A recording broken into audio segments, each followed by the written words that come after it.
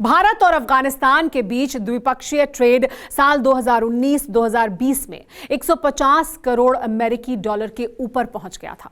लेकिन अफगानिस्तान की कीमत भारत के लिए इससे कहीं ज्यादा है।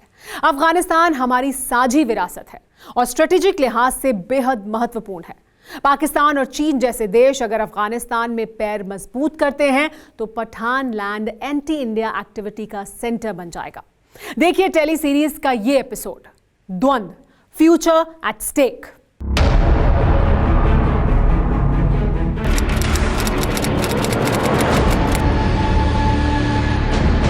हिंदुस्तान के सौजन्य से यह अफगानिस्तान को दोस्ती का नायाब तोहफा था। 2015 की यह तस्वीर यादगार है, जब पीएम मोदी ने अफगानिस्तान की नई संसद का उद्घाटन किया। अफगानिस्तान की नेशनल असेंबली बनाने में भारत के 675 करोड़ रुपए खर्च हुए, लेकिन पठान लैंड में यह भारत का इकलौता इन्वेस्टमेंट नहीं है। 4 जून 2016 को नरेंद्र मोदी सरकार ने अफगानिस्तान को एक और सौगात दी, सलमा डैम।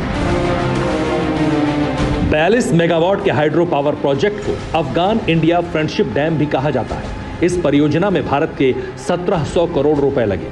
इसके अलावा अफगानिस्तान में हाईवे बनाने में भारत के 1100 करोड़ रुपए खर्च हुए। अफगानिस्तान के 34 जिलों में भारत के करीब 425 प्रोजेक्ट चल रहे हैं। कुल मिलाकर अफगानिस्तान में भारत का निवेश 22,000 करोड़ रुपए से भी ज्यादा का है। और अगर काबुल में तालिबान का झंडा लहराया तो ये सारे निवेश खटाई में पड़ जाएंगे। विदेश मंत्रालय के कई टॉप के ऑफिसर्स तालिबान से लगातार बातचीत में एंगेज थे।